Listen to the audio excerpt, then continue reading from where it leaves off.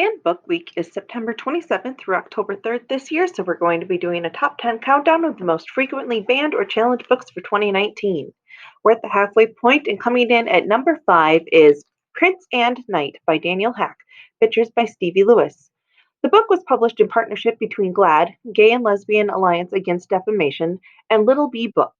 The picture book tells the fairy tale story about a prince who needs to take over a kingdom. His parents hold a ball in order to get him married off to one of the eligible ladies, except he's not interested in any of them.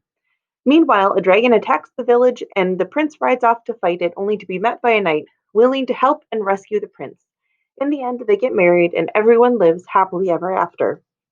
This book was removed from the West Virginia's Upshur County Public Library in November of 2019 by the request of a local church minister. He had claimed that it was a deliberate attempt to indoctrinate young children, especially boys, into the LGBTQA lifestyle. The National Coalition Against Censorship, the American Library Association Office of Intellectual Freedom, and the West Virginia Library Association called on the library board members to return Prince and Knight to their shelves. While it might not be right for every family of Upshur County, it unquestionably serves the information needs of many of the families and young people residing in Upshur County, they said in a letter to the board members. While we firmly believe that parents know their children best and should guide their children's reading, one parent's or community members' belief that a book is inappropriate for their family should not be grounds for restricting that title when the book may be a treasured favorite for other children and other families. GLAAD President and CEO Sarah Kate Ellis issued a statement touching on similar themes. The decision to remove Prince and Knight from the shelves of the Upshur County Public Library is an act of discrimination, plain and simple, Ellis said. Inclusive children's books do not indoctrinate, but do allow LGBTQ families and their children the chance to see themselves reflected in the world. The book was eventually added back into the Upshur County Public Library.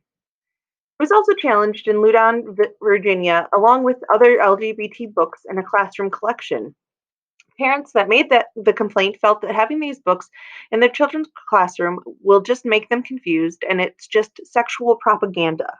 The Loudoun County School Board voted in 2019 to add sexual orientation and gender identity to the list of classes protected by the system's anti-discrimination policy, but attempts to make schools more LGBTQ friendly prompted a wave of backlash in the district.